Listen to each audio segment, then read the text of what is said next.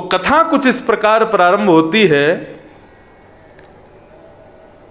भगवान की भुजाओं में सुरक्षित द्वारिका में, गोविंद भुज गुप्तायाम द्वारवत्वाम कुरुद्रोह, द्वारिका में अवासीद नारदो भिक्षणम, नारद आदि संत वहां पर विचरण करते हैं। किस लिए विचरण करते हैं द्वारिका में?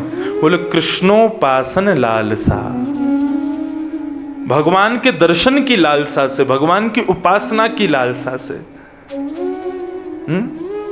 प्रेमी अपनी प्रेमिका के घर नहीं जाता, उस गली में ही बैठ जाता, कभी तो निकलेगी तब दिख जाएगी। ऐसे ही ये नारद आदि प्रेमी उस द्वारिका की गली में विचरण करते हैं। कभी तो श्याम सुंदर दिखेंगे, कभी तो नंदनंदन दिख जाएंगे, कभी तो उनकी झलक दिखेगी। और ठाकुर जी दिखते हैं, कैसे दिखते हैं? बोले कभी अपनी किसी पत्नी के साथ ठाकुर जी भ्रमण करते हुए दिख जाते हैं, कभी ठाकुर जी अपने बच्चों के साथ क्रीड़ा करते हुए दिख जाते हैं, कभी स्वधर्मा सभा को संबोधित करते हुए दिख जाते हैं, कभी सुबह सुबह पांचजन्य शंख का नाद करते हुए ठाकुर जी का दर्शन हो जाता है। जिस नगर में ठाकुर जी रहते हैं, उस नगर में रहने का सबसे बड़ा लोभ क्या है भक्तों का? कि ये न केन प्रकारेण किसी भी रूप में ठाकुर जी दिखेंगे। आप बंबई में रहते हो, वृंदावन में घर क्यों बनाया?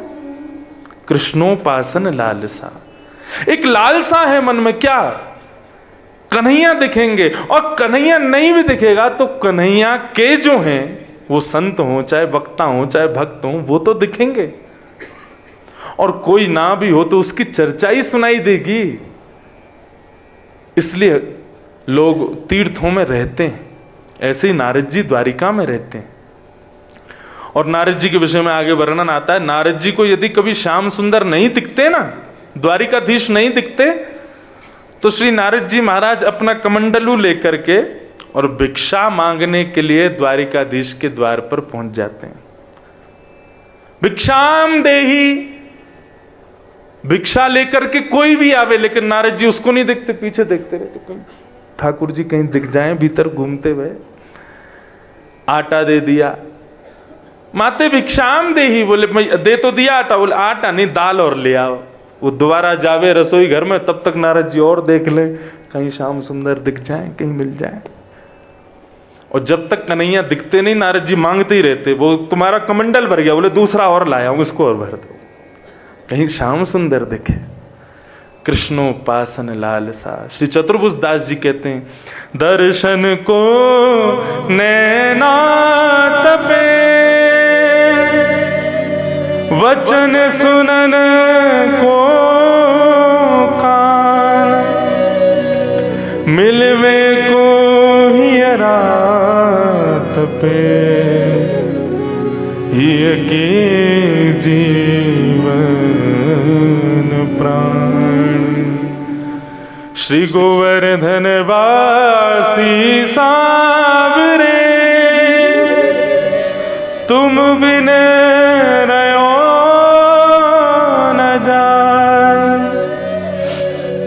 तुम बिन रयो न जाए, तुम बिन रयो न जाए। ऐसी नारद जी की स्थिति। और कभी कभी तो आनंदित हो जाते, क्यों? भिक्षा लेकर के स्वयं द्वारिकाधीश ही आ जाते और नारद जी के कमंडल को भर देते। एक दिन नारद जी जब भिक्षा मांगने के लिए गए तो भीतर से श्री वसुदेव जी महाराज का आगमन हुआ। भगवान के पूज्य पिताजी आए, आकर के भिक्षा देकर के नारद जी के चरणों में प्रणाम करते और प्रणाम करके कहते, भगवान 2 मिनट भीतर विराजोगे? मुझे मेरे मन के कुछ संशय मैं आपसे पूछना चाहता हूं। नारद जी तो आए दिन रेडी अंदर जाने को, तो भीतर चले, आओ महाराज विराजो, क्या पूछना है बोलो। तब श्री वसुदेव जी महाराज ने प्रश्न किया, ब्रह्मंस्तथापि प्रक्षामो धर्मान् भागवतांस्तव, यश्रुत्वा श्रद्धया मर्त्यो मुच्यते सर्वतो भयात्। बहुत सुंदर भाव। हे भगवान, मैं आपसे भागवत धर्म क्या है वो जानना चाहता हूं। मैंने अपने पूर्व जन्म में तपस्या की थी, भगवान मुझसे प्रसन्न हो गए, प्रकट हो गए, तो मैंने उनसे कहा कि मैं आपको आप अपने पुत्र के रूप में मांगना चाहता हूं। इस जन्म में मुझे वो सौभाग्य मिला कि साक्षात भगवान मेरे पुत्र बन के विराज रहे हैं, लेकिन क्योंकि भगवान मेरे पुत्र हैं इसलिए मेरे हृदय के कई संशय संकोच वश में उनसे पूछ नहीं पाता। मतलब आप समझ रहे हैं, वसुदेव जी भगवान के पिता होने के बाद भी संशय में, क्योंकि सत्संग जीवन में नहीं है। ठाकुर जी किसी भी रूप में जीवन में आ जाएं, लेकिन यदि सत्संग जीवन में नहीं होगा ना, तो भी तुम संशय में रहोगे, किसी ना किसी प्रश्न के भाव में व्यवस्थित रहोगे। मैया वहीं विराज जाओ, जहां जगह मिल जाए वहीं बैठ जाओ।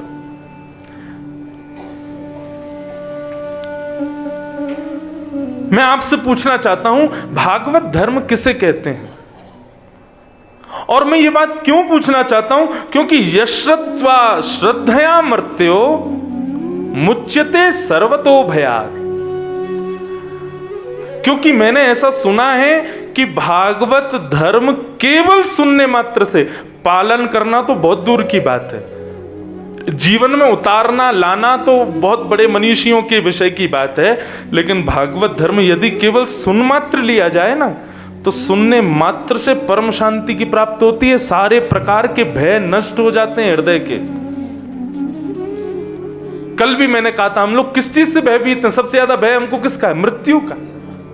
और ना जाने कितने सारे भय हमारे भीतर हैं। कल ऐसा क्यों हो गया, आने वाले कल में क्या होगा, इसके भय में ही हम लोग फंसे रहते हैं। आज को बर्बाद कर देते हैं भयभीत रह रह करके। इस भागवत धर्म को सुनने मात्र से व्यक्ति भयमुक्त हो जाता है। इसलिए भगवान, मैं आपसे जानना चाहता हूं, ये भागवत धर्म क्या है? मुझे इस भागवत धर्म के विषय में बताइए, मैं इसके बारे में सुनना चाहता हूं।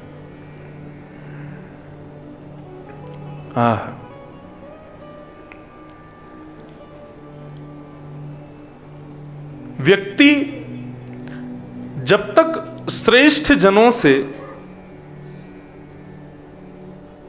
केवल अपने जीवन की उपलब्धियों की प्राप्ति के भाव पूछता रहे ना, तब तक समझना ठाकुर जी ने उस पर कृपा नहीं की। वो केवल उपलब्धियों के विषय में ही जानना चाहता है कि मैं ऐसा कैसे बन सकता हूं, ऐसा कैसे कर सकता हूं, ये कैसे संभव होगा, ये कैसे पूर्ण हो पाएगा।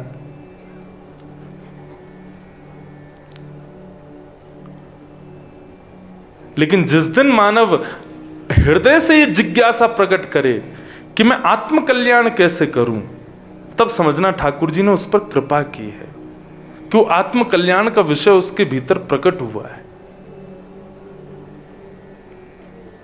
और आप ये बात सुनकर के जाओ यहां से, और तब आप सोचो कि नहीं, हमने इंद्रेश जी से सुना कि आत्म कल्याण के बारे में पूछने का मतलब होता है ठाकुर जी की कृपा होना, और फिर आप जाकर के किसी संत से पूछो कि हमारा आत्म कल्याण कैसे होगा। आप यहां सुनकर के जाके पूछोगे ना, तो उत्तर में आपको कोई विशेष बात नहीं मिलेगी। जब स्वयं की आत्मा रोम रोम पूछे कि आत्म कल्याण का साधन क्या है, को हम कस्तम कुतायात, श्री शंकराचार्य भगवान कहते हैं, मैं कौन हूं, मैं कहां से आया हूं, कहां जा रहा हूं, क्या कर रहा हूं, इन सबका प्रश्न जब हृदय में प्रकट हो, तब समझना ठाकुर जी ने कृपा की है। वे तुमको जनाना चाहते हैं। सो ही जाने जाहे देव जनाई। ऐसा नहीं कि ठाकुर जी जिसको चाहे वो ठाकुर जी को जान सकता है। तुम खुद को जानते हो, अपने परम लक्ष्य को जानते हो? नहीं जानते। वो परम लक्ष्य का प्रश्न ही प्रकट होना ठाकुर जी की कृपा है। नारद जी बड़े प्रसन्न हो गए और प्रसन्न होकर के कहने लगे, सम्यगे तत्व्यमसितं भवता सात्वतर्षभ यत् पृच्छसे भागवतां धर्मस्तम विश्व भावना। अब आपकी बुद्धि व्यवस्थित हो गई वसुदेव जी। जो आपने भागवत धर्म के विषय में मुझसे पूछा है, जो आपने ऐसा परम कल्याणकारी ये प्रश्न मुझसे पूछा है, मैं आपको इसके बारे में जरूर बताऊंगा। क्यों? क्योंकि इस संवाद में मेरे स्मरितो भगवान अद्य देवो नारायणो मम, क्योंकि नारायण ने ही भागवत धर्म का विवेचन किया है, इसलिए इस विषय को मैं जरूर सुनाऊंगा। कैसे सुनाऊंगा? बोले ये भागवत धर्म, ऋषभ देव के 100 पुत्र हुए, जिनमें सबसे बड़े का नाम भरत। उन्हीं के 9 पुत्र ही नव योगेश्वर बन गए। ये योगी नहीं है, योगेश्वर। योगियों के भी जो ईश्वर हैं उनको योगेश्वर कहते हैं, नव योगेश्वर। ये नव योगेश्वर सदा निर्वस्त्र रहते थे। इनके अंग में से ऐसी कांति प्रकट होती थी कि उसको देखकर के सूर्य भी स्वयं लज्जित हो जाते थे। इनको कहीं भी जाने के लिए कोई रोक टोक नहीं थी, जहां चाहे वहां जा सकते थे। ब्रह्मलोक, शिवलोक, स्वर्गलोक, जहां चाहे वहां के द्वार इनके लिए खुल जाते थे। ऐसे परम मनीषी थे। एक बार राजा निमि यज्ञ कर रहे थे और उस यज्ञ में इन 9 योगेश्वरों का पहुंचना हुआ। तब इन 9 योगेश्वर, परम विद्वान योगेश्वरों को देख करके राजा निमि ने इनके चरणों में प्रणाम किया। और प्रणाम करते हुए कौन कौन से 9 योगेश्वर हैं, इनके 9 के नाम सुन लो। कवि हरि अंतरिक्ष प्रबुद्ध पिप्पलायन आविर्हो द्रुमिल चमशः करभाजन। कवि, हरि, अंतरिक्ष, प्रबुद्ध, पिप्पलायन, आविर्होत्र, द्रुमिल, चमश और करभाजन, ये 9 योगेश्वर है। इन 9 योगेश्वरों का राजा निमि की सभा में जैसे ही पहुंचना हुआ, राजा निमि ने इनके चरणों में प्रणाम किया और प्रणाम करते हुए कहा, महाराज आपकी दिव्य कांति, दिव्य स्वरूप को देख करके लगता है कि आप भगवत पार्षद हो। भगवत पार्षद का मतलब, पार्षद किसे कहते हैं? भगवान सब जगह विचरण नहीं कर सकते, इसलिए भगवान अपने पार्षदों को भेज देते हैं।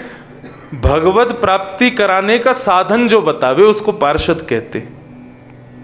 भगवत मिलन कराने की जो प्रयोजना करे उसको पार्षद कहते हैं। आप निश्चित ही भगवत पार्षद हैं। मैं आपके श्री चरणों में प्रणाम करते हुए एक प्रश्न करना चाहता हूं। क्या प्रश्न करना चाहते हैं? अतः आत्यंतिकं क्षेमं पृच्छामो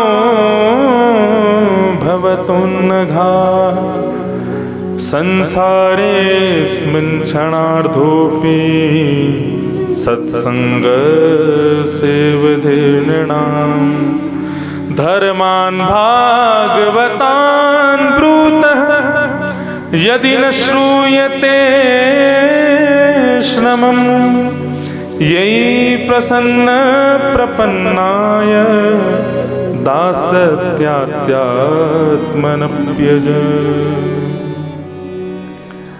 आहा,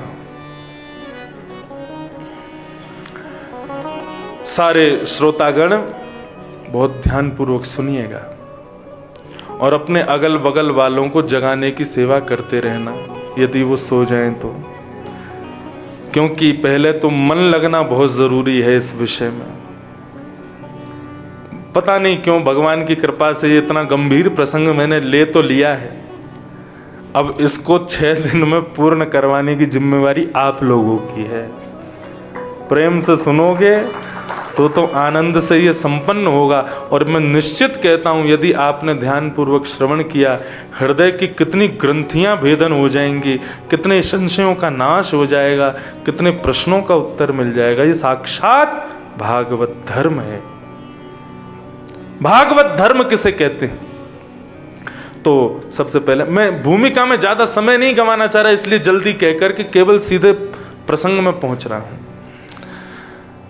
प्रश्न करते हुए निमि राजा कहते हैं, हे भगवान, मैं आत्यंतिक एक प्रश्न आपसे करना चाहता हूं। ये संसार क्षण भंगुर है, कभी भी नष्ट हो सकता है। इतने कम समय के इस संसार में मानव अपना आत्म कल्याण कैसे करे, ये बताइए। परम कल्याण क्या है और उसे हम प्राप्त कैसे कर सकते हैं, आप इसका मार्ग मुझे बताइए। और इस परम कल्याण के मार्ग को आप भागवत धर्म के द्वारा मुझे समझाइए, भागवत धर्म बताइए। तब यहां पर सबसे पहले कवि नाम के योगेश्वर कहना प्रारंभ करते हैं। बोले, राजन, जैसे तुमने प्रश्न पूछने में देरी नहीं करी, हम उत्तर देने में देरी नहीं करेंगे। भागवत धर्म तुमने कहा, क्या जानते हो भागवत कहते किसको हैं? बहुत बड़ी विडंबना की बात है, लोग कथाएं कराते हैं हमारी, बहुत ध्यान से सुनना। वे लोग इतना अंतर नहीं जानते कि भागवत किसे कहते हैं और भगवद गीता किसे कहते हैं। 7 दिन तक कथा रही एक जगह पे मेरी, तो वहां पर तीसरे चौथे दिन वो सब बोले, महाराज जी हमारे कुछ आपकी कथा के 3 दिन की कथा में कुछ प्रश्न, उनके उत्तर आप देंगे? मैंने कहा, आ जाना, कक्ष में बैठ के मिल लेंगे। कक्ष में बैठ के सबने प्रश्न किए, तो वो बोले, महाराज जी कल आप भगवत गीता का एक श्लोक बोल रहे। मैंने कहा, भगवत गीता कब बोली मैंने? बोले, आप गीता ही तो चल रही है यहाँ पे। मैंने कहा, जय हो। मैंने कहा, बारात में आ गए, लेकिन तुमको यही नहीं पता दूल्हा कौन है? बैंड बाजे पर नाच रहे हो, लेकिन तुमको यही नहीं पता कि घोड़ी कौन चढ़ा है। भगवद और भागवत दोनों में अंतर समझो। भगवद गीता केवल महाभारत का एक छोटा सा बिंदु है, जिसमें केवल 700 श्लोक विद्यमान हैं, जहां पर भगवान कृष्ण अर्जुन को भग यानी कि भगवान, वद यानी कि बोलते हैं, और बोलते भी नहीं, गीत गाते हुए बोलते हैं, उसको कहते हैं भगवद गीता। जहां पर भगवान अपने अर्जुन को बोल करके कुछ समझा रहे हैं, वो भगवद गीता है। और भागवत क्या है? बोले, अर्जुन को युद्ध करने के लिए भगवान जो उपदेश दे रहे हैं, अर्जुन के मोह को नष्ट करने के लिए भगवान जो उपदेश दे रहे हैं, वो भगवत गीता। और भागवत क्या है? बोले, ये वही भगवता प्रोक्तः उपायात्मलब्धये अंजः पुंसाम विदुषाम् वृद्धिं भागवतान् हितान्। ये वही भगवता प्रोक्ता उपाया आत्मलब्धये। यहां पर भी भगवान बोल रहे हैं, लेकिन तुम्हारे संशयों को दूर करने वाली बातें नहीं बोल रहे हैं। बोले, भगवान क्या बोल रहे हैं? बोले, उपाय बता रहे हैं। कौन से उपाय बता रहे हैं? मेरी प्राप्ति कैसे हो, उसके उपाय जहां बताए जा रहे हैं, वो भागवत। भागवत में भक्तों के चरित्र हैं, भगवान के चरित्र हैं, और वो सारे उपाय हैं जिनसे भगवान मिले, वो भागवत है। भागवत में 18,000 श्लोक हैं, गीता में केवल 700 श्लोक हैं। दोनों में जमीन आसमान का अंतर है। दोनों कहने वाले कृष्ण हैं, इसका मतलब ये नहीं कि दोनों एक ही हैं, दोनों में अंतर है। उसका भेद समझो। भगवान कहते हैं, ये वही भगवता प्रोक्ता उपाया आत्मलब्धये अंजः पुंसाम विदुषाम वृद्धिम भागवतान हितान। अब मैं जो तुम्हें अपनी प्राप्ति के कारण मार्ग उपाय बताने जा रहा हूं, इसी को भागवत धर्म कहते हैं। और जो व्यक्ति भी मेरे बताए गए इस भागवत धर्म पर चलता है, मैंने अपनी व्यासपीठ का नाम भक्ति पथ इसी शब्द से रखा, भागवत धर्म। इसी को ही साधारण भाषा में भक्ति पथ, भगवत प्राप्ति का साधन, भगवत प्राप्ति का मार्ग, वही भागवत।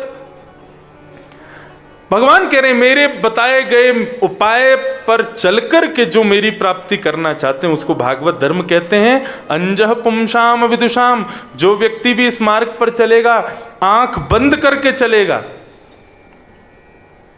वो कभी गिरेगा नहीं।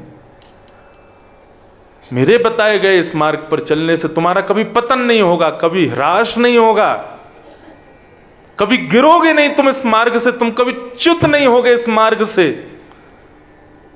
तुम आंख बंद करके दौड़ने लगना मेरे बताए गए इस उपाय पर, और यदि कभी तुम गिर भी गए तो मैं वचन देता हूं उठाने के लिए मैं आऊंगा, क्योंकि मार्ग मैंने बताया है तो जिम्मेवारी भी मेरी है कि तुम्हारी रक्षा हो। उसे कहते हैं भागवत धर्म, जो भगवान कहते हैं मैंने अपनी प्राप्ति के लिए बताया। लेकिन इस भागवत धर्म को मैं प्रारंभ करूं उससे पहले सूरदास जी का एक भाव कह दूं, क्या ये कब समझ में आएगा?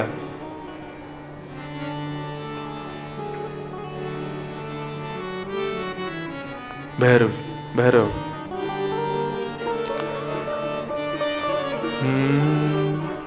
भरोसा दृढ़ेन चरणन केरो, भरोसा दृढ़ेन चरणन केरो। इसके बिना मैं अभी हाथ जोड़ के निवेदन कर दूं, जो इस बात को नहीं मान सकते, भरोसा नहीं कर सकते ठाकुर जी की बात पर, वो इस सभा से जा सकते हैं, क्योंकि इस पथ पर जो भागवत धर्म का पथ है, भक्ति का जो पथ है, इस पर अपने शरीर को, शरीर रूपी गाड़ी को यदि दौड़ाना है ना, तो उसमें डीजल का काम भरोसा ही करेगा। और यदि वो ही तुम नहीं लेना चाहते, वो ही तुम्हारे पास नहीं है, तो ये सब 6 दिन का एक श्रम जैसा मैं कर दूंगा यहाँ बैठ के, आप सुन के घर चले जाओगे, कुछ प्राप्त नहीं होगा। इसलिए सूरदास जी के इस भाव को अब ही सुन लो, ताकि मैं शुरू करूं, उसके बाद ये कहीं आपके हृदय में दुविधा ना प्रकट कर दे कि ये कैसे हुआ। नहीं, भरोसा करो, जो ठाकुर जी कह रहे उस पर विश्वास करो। भगवान कह रहे हैं, स्वयं कह रहे हैं, अंजह पुंसाम विदुषाम, तुम आंख बंद करके भी दौड़ोगे ना मेरे बताए गए इस मार्ग पर, कभी तुम च्युत नहीं होगे, कभी गिरोगे नहीं हो। गिरोगे तो मैं आऊंगा उठाने के लिए, लेकिन क्या हो? भरोसा दृढ़ेन चरणन केरो, भरोसा दृढ़ेन चरणन केरो, भरोसा दृढ़ेन चरणन केरो, भरोसा दृढ़ेन चरणन। एक व्यक्ति अपने एक मित्र से मिलने जा रहा था, तो उसने मित्र को फोन करके कहा कि अपना एड्रेस भेज दे, मैं तेरे पास आ जाता हूं। तो उसने अपना एड्रेस मैसेज कर दिया। अब वो एड्रेस देख करके गूगल मैप नहीं था, उसका नेट नहीं चल रहा था, तो उस पर जा नहीं पा रहा था। तो सड़क किनारे एक महात्मा बैठे थे। महात्मा से उसने कहा, महाराज ये फलाने फलानी जगह मुझे जाना है, बता दो कहाँ है। उसने कहा, अच्छा यहाँ जाना है, अच्छा सीधा जाना, आगे से सीधे हाथ पर मुड़ जाना, फिर सीधा जाना, फिर आगे से फिर सीधे हाथ पर मुड़ जाना, फिर सीधा जाके फिर सीधे हाथ पर मुड़ जाना, वहीं है ये जगह। उसने सब लिख लिया। वो सीधा गया, फिर सीधे हाथ पर मुड़ा, फिर सीधा गया, फिर सीधे हाथ पर मुड़ा, फिर सीधा गया, फिर सीधे हाथ पर मुड़ा। तो उसने पाया वो उसी महात्मा के पास ही आ गया लौट के। बाबा, मैंने आपसे पूछी कि मुझे इस जगह जाना है, और आपने जो है क्या है, यूं जाना घुमा घूमू के अपने पास ही बुला लिया। कहाँ भटका रहे हो, मुझे बता दो ना ये जगह कहाँ है। महात्मा बोले, वो सामने वाला घर है, ये चले जा। आपने मुझे इतना घुमाया क्यों? सीधे ही बोल देते ये सामने वाला घर है, चला जा। बोले, मैं देख रहा था तुझे मेरी बात पर विश्वास है कि नहीं, भरोसा है कि नहीं, मैं जो कहूंगा तू वो करेगा कि नहीं, इसलिए मैंने ये एक टेस्ट लिया तेरा। इसलिए ये बात मैं इसलिए बता रहा हूं, बीच बीच में भगवान ऐसे मार्ग बताएंगे तुम उस मार्ग के बारे में जब चिंतन करोगे तो लगोगे हैं ये तो कोई बड़ी बात नहीं कही, ये ठाकुर जी आपका परीक्षण करेंगे। तो उस परीक्षण के विषय को सुनकर के कहीं दुविधा में मत पड़ जाना, ठाकुर जी ने ये बात क्या बोल दी है। बस भरोसा करना, भरोसो दृढ़ेन चरणन केरो, भरोसो दृढ़ेन चरणन केरो। श्री वल्लभ नख चंद्र छटा बिन, श्री वल्लभ आपसे गाओ, श्री वल्लभ नख चंद्र छटा बिन, श्री वल्लभ नख चंद्र छटा सब जग माझे अंधेरो हो, सब जग माझे अंधेरो, सब जग माहे अंधेरो, सब जग माहे अंधेरो, भरोसो दृढ़ेन चरणन केरो, भरोसो दृढ़ेन चरणन केरो, भरोसो दृढ़ेन चरणन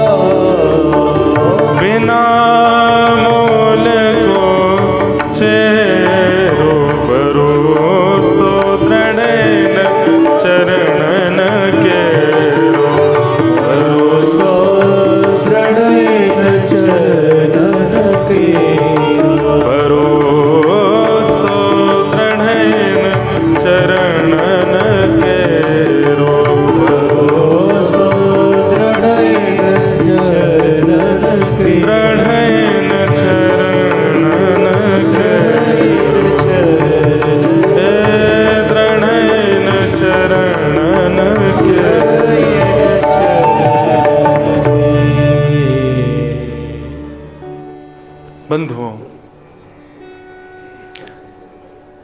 भागवत धर्म की जो इमारत है वो इस भरोसे की नींव पर ही टिकेगी।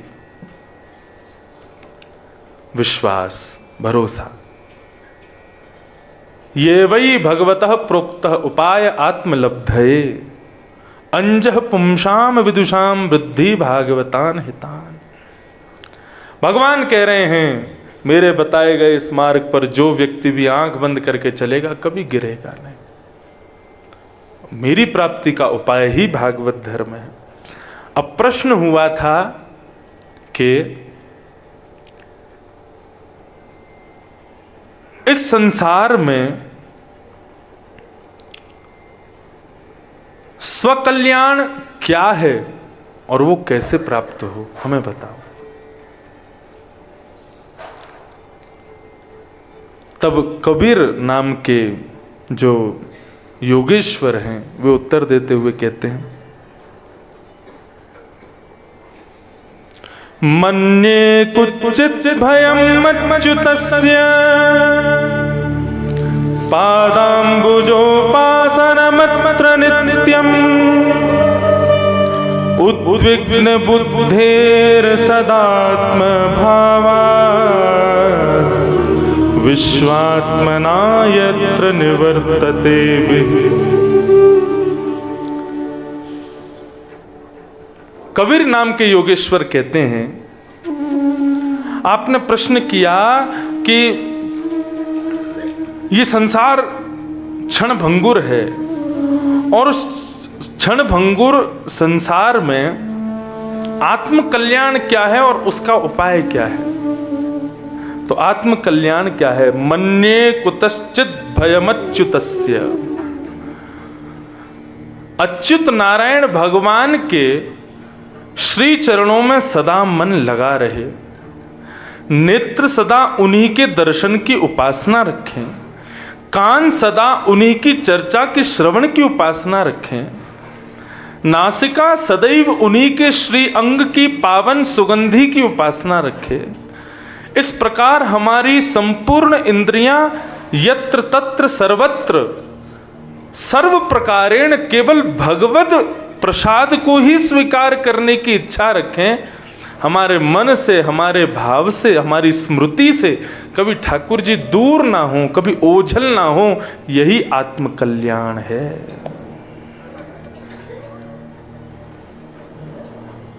समझ में आई बात? जिसकी प्रत्येक इंद्रियां केवल इसी भाव में है कि ठाकुर जी कभी विस्मृत ना हो जाएं।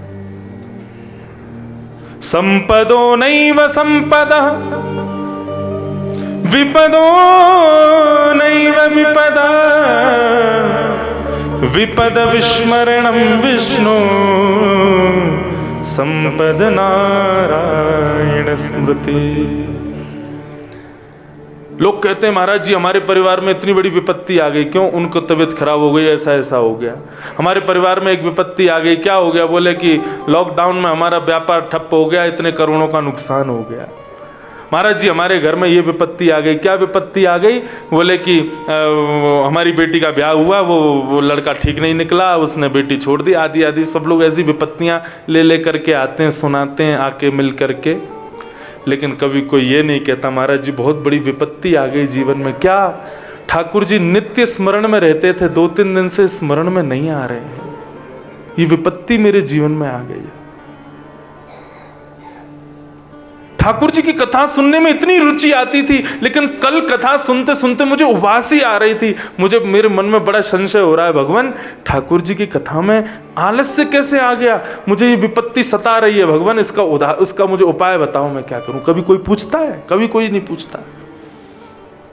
वास्तव में जितनी विपत्तियां आप सुनाते हो वो विपत्तियां नहीं है, और जितनी तुम संपत्तियां सुनाते हो, मेरा बेटा चार्टर्ड अकाउंटेंट बन गया, महाराज हमारे दामाद जो है ना वो जो है इतने बड़े अफसर बन गए, हमारी बेटी जो है ना यूएस में जाकर के इतनी बड़ी नौकरी, इतने बड़े स्टेज पर पहुंच गई, ये सारी संपत्तियां गिनवाते हो?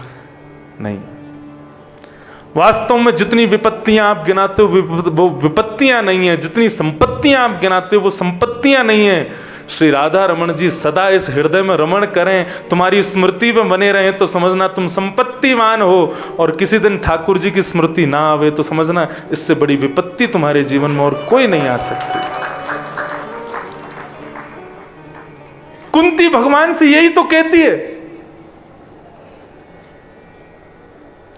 कि हे नाथ, यदि देना चाहते हो तो विपत्ति दे दो। आह, मुझे दुख दे दो, मुझे संकट दे दो, मुझे कष्ट दे दो भगवान। क्यों?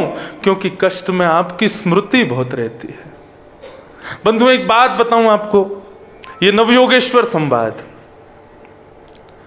बहुत कठिन है इसको समझना, लेकिन समझोगे आप, मुझे पूर्ण विश्वास है। मैं कोशिश करूंगा पूरी समझाऊं, लेकिन एक बात बोलूं, ये आपको नीचे जाने के बाद भी याद रहेगा ये कंफर्म नहीं है, लेकिन आपके पास एक ये स्मृति रहेगी ना कि मैंने बद्रीनाथ में, बद्रिकाश्रम में नर नारायण के मध्य में बैठ करके श्री गिरधर लाल जी की सन्निधि में भागवत जी का दर्शन करते रहूं, एक छोटे से व्यास से मैंने नवयोगेश्वर संवाद सुना था। ये स्मृति मात्र आपका कल्याण कर देगी। गीता का विश्राम इसी भाव पर होता है। भगवान अर्जुन से पूछते हैं, मैं तेरे को इतनी देर से व्याख्यान करता जा रहा हूं अर्जुन, तुझे क्या मिला? अर्जुन का जवाब ठाकुर जी को मोहित कर देता है। अर्जुन कहता है, नष्टप्मो स्मृतिर्लब्धा, मेरा मोह नष्ट हो गया भगवान, और मेरा मोह नष्ट हो गया। आपने जो कुछ भी मुझे सुनाया उसकी स्मृति मेरे पास जमा हो गई है। भगवान बोले, बस अब कुछ नहीं करना, तुझे कथा याद थोड़ी करनी है, तुझे संवाद याद थोड़ी करना है। उस संवाद के बीच में घटी हुई घटनाएं तेरी स्मृतियां बन जाएं, तेरी एक सुखद स्मृतियों के रूप में तेरे हृदय में अपनी एक जगह बना लें, वो स्मृति तेरा कल्याण कर देगी। तो इसकी स्मृति, ये स्मृति ही हमारा कल्याण कर देगी। तो यहां पर क्या कह रहे हैं, कवि नाम के जो योगेश्वर हैं उन्होंने उत्तर दे दिया, और उत्तर देते हुए इतनी बड़ी बात नहीं, केवल एक बात कह दी, क्या? हरि स्मृति हृदय में बनी रहे, किसी भी प्रकार से बनी रहे, वही इस संसार, इस क्षणभंगुर संसार में आत्म कल्याण का एकमात्र साधन है। हरि स्मृति बनी रहे, भगवान का स्मरण बना रहे, बस किसी भी उपाय से हमारी प्रत्येक इंद्रियां उनका स्मरण करें, उनका दर्शन करें, उनकी चाह रखें, ये भाव रखा। हर स्मृति सर्व विपद विमोक्षणम, सारी विपत्तियों को दूर कर देती है हर स्मृति। अगले भाव में कहते हैं, सबको याद है ये श्लोक, ये भागवत धर्म का श्लोक है, कायेन वाचा मनसेन्द्रियैर्वा बुद्ध्यात्मना भानुषितस्वभावात् करोमि यत् सकलं परस्मै नारायणायेति समर्पयेत्। दो भाव है, एक जगह समर्पयामी है, लेकिन भागवत में समर्पयेत्। सत, तत् और ओम, ये तीन शब्द भगवान को प्रतिपादित करते हैं। ओम तत्सत, तत् और सत, ओम, ये शब्द जहां कहीं भी आवे ठाकुर जी के लिए प्रयोग किए गए। कभी योगेश्वर कह रहे हैं, अपनी काया से, पहला भाव तो उन्होंने क्या बताया कि अपनी प्रत्येक इंद्रियों से कृष्ण की चाह रखो, ठाकुर जी का स्मरण रखो, ठाकुर जी की स्मृति बनी रहे, ऐसी कोई ना कोई क्रिया करते रहो। क्यों कहते हैं बार बार सत्संग करो? सत्संग का मतलब केवल और केवल प्रवचन सुनना सत्संग नहीं होता है। सदपुरुषानाम संग इति सत्संग, सदग्रंथानाम संग इति सत्संग, सद वैष्णवानाम संग इति सत्संग। सद व्यक्ति का संग मतलब अब आप सब लोग यहाँ कथा सुन करके जा रहे हो, अपने अपने घर पहुंचोगे, आपके घर वाले आपके पास जब बैठेंगे और पूछेंगे बताओ ना बद्रीनाथ में क्या हुआ, और उस समय जब आप बताओगे ना तो यहाँ पर आपकी असुविधाओं के बारे में भी अपना बताओगे ना, तो वो भी सत्संग का रूप धारण कर लेगा। क्यों? क्योंकि असुविधा भी कहाँ की थी? सामान्य जगह की नहीं थी, बद्रीनाथ की थी। यहां की कही गई हर चर्चा उन लोगों के सन्मुख एक सत्संग का रूप निर्माण कर देगी।